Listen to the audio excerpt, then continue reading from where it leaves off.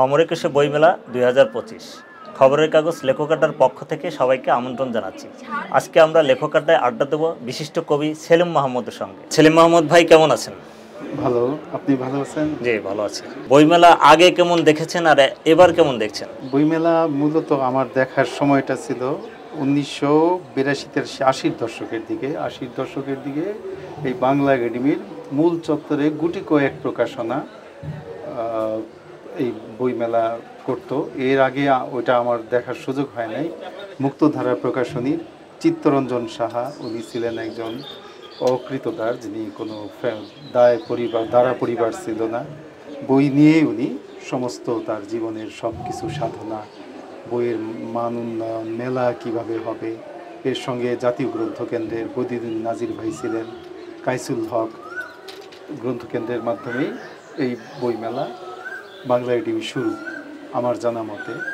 পরবর্তীতে সৃজনশীল পুস্তক প্রকাশক ও বিক্রেতা সমিতি, পরবর্তীতে যা পরিবর্তিত হয়ে নাম হয়েছে জ্ঞান চর্চা প্রকাশনা বা এই ধরনের।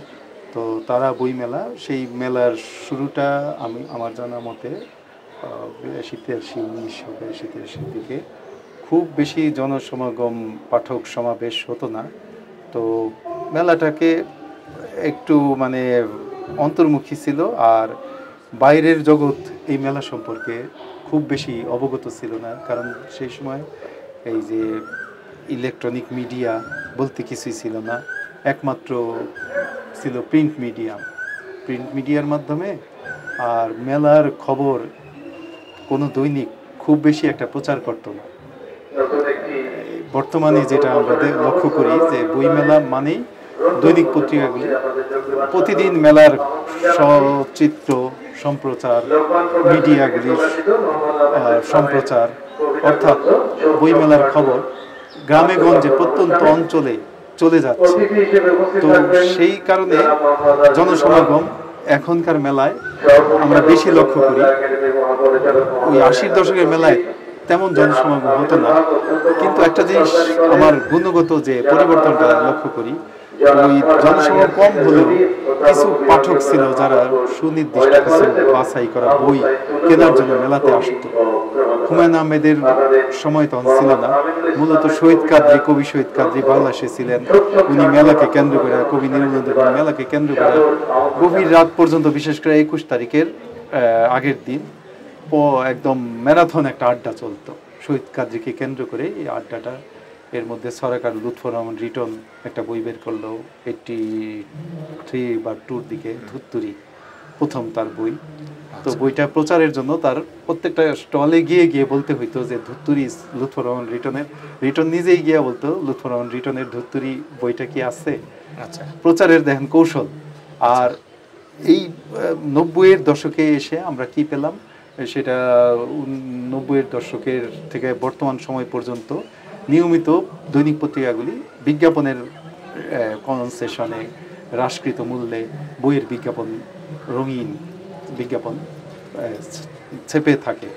আর প্রচারণা তো মেলার খবরে থাকেই, অর্থাৎ মেলার পাঠক অনেক বেড়ে গেছে। পাঠক না, মানে দর্শক সমাগম বেড়ে গেছে। দর্শনার্থী বলি আমি, পাঠক না। আচ্ছা, কিন্তু পাঠক কি ওই তুলনায় বেড়েছে? আমি যদি প্রশ্ন করি যে দর্শনার্থী বেড়েছে, পাঠক বেড়েছে কিনা, এই প্রশ্ন আমার। আচ্ছা, জুলাইয়ের কোনো প্রভাব বা জুলাইয়ের অভ্যুত্থানের কোনো অনুভূতি বা কথা এই মেলায় আপনি কোনো অবয়ব পাচ্ছেন কিনা? আমি ঠিক ওই টিএসসি মোড় থেকে মেলার প্রাঙ্গণের দিকে আসার সময় ব্যানার, হোর্ডিং 21-এর ভাষা আন্দোলনের, ওই সময়ে যারা ভাষা সৈনিক ছিলেন, ভাষা আন্দোলনকে সংগঠিত করছিলেন, যেমন মৌলানা ভাসানী, তারপর অলি আহাদ, মৌলানা তর্কবাগীশ, বিশেষ করে মৌলানা ভাসানী, মৌলানা তর্কবাগীশের ওই প্রাচীন যে ছবিগুলি, সেই ছবিগুলিতে আমি লক্ষ্য করলাম, যেটা বিগত 16 বছরে আমি পাই নাই। অর্থাৎ বোঝা গেল যে জুলাই বিপ্লব, ওই যে দলীয় যে ব্যানারে যে বইমেলা এবং দলীয় প্রাধান্য দিয়া যেই দল ক্ষমতায় থাকে সেই দলেরই প্রাধান্য, এটা হয় নাই।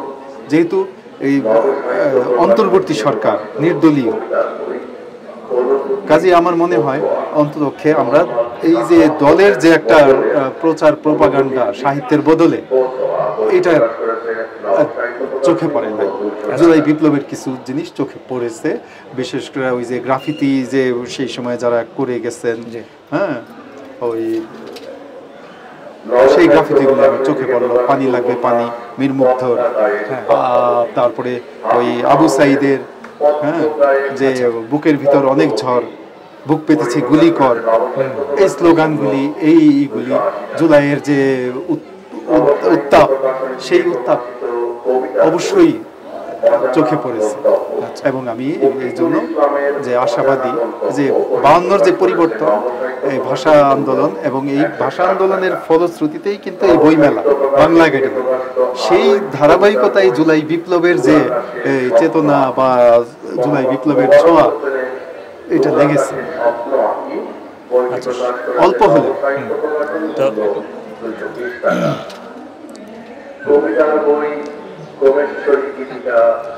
বর্তমানকালের কবিদের লেখায় বা কথা সাহিত্যিকদের লেখায় সময়কে ধারণ করছে কিনা? সময় বলতে আমি যদি সমকালীন সময়কে ধরি, ধারণ করতেছে। আর যদি আমি মহাকালের প্রশ্নে যাই, সেটা তো বিচার বিবেচনা করার সময় এখন আসে নাই।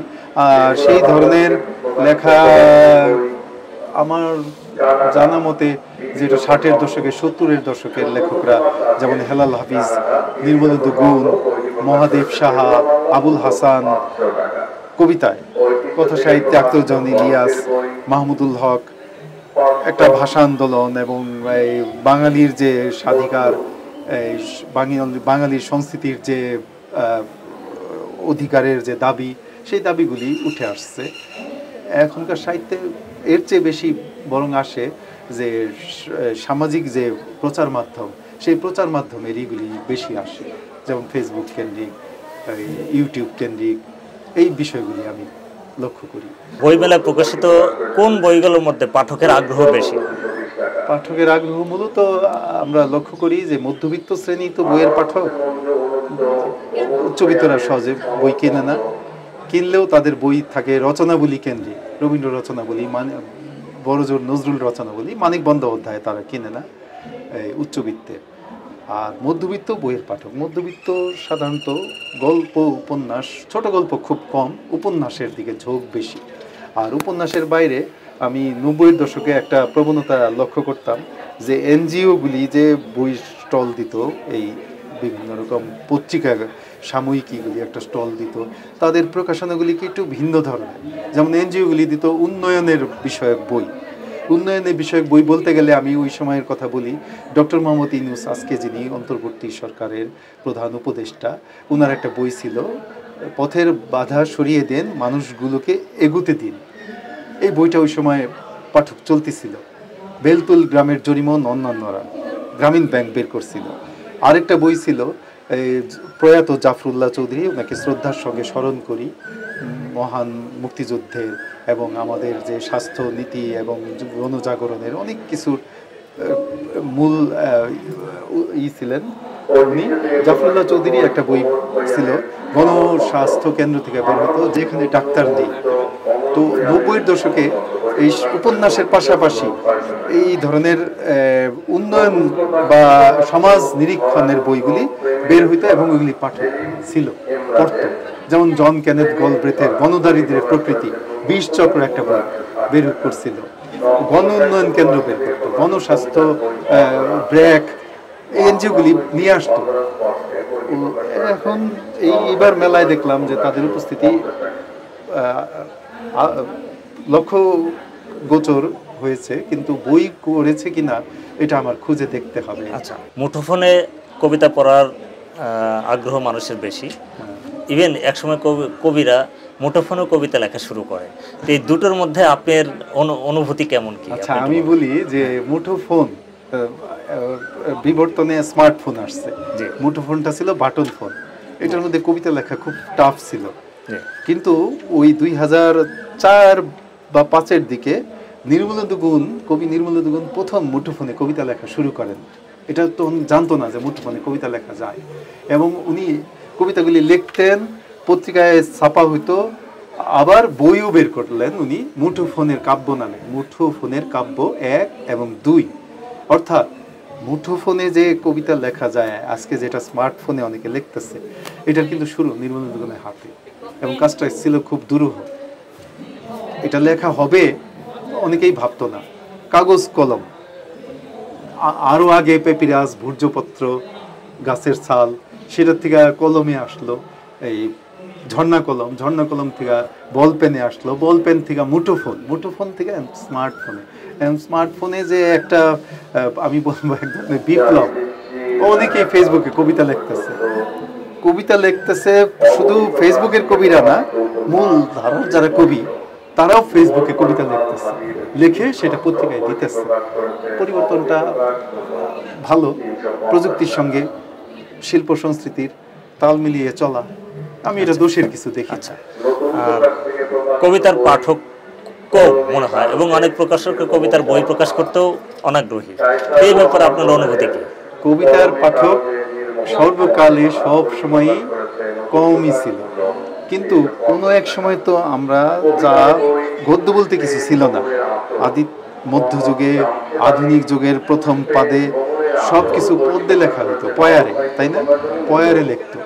এমনকি এই যে কারবালা উপাখ্যান, আজকে যেটা আপনাদের সম্পাদক মোস্তফা কামাল লিখতেছে, কারবালা উপাখ্যান গদ্যে।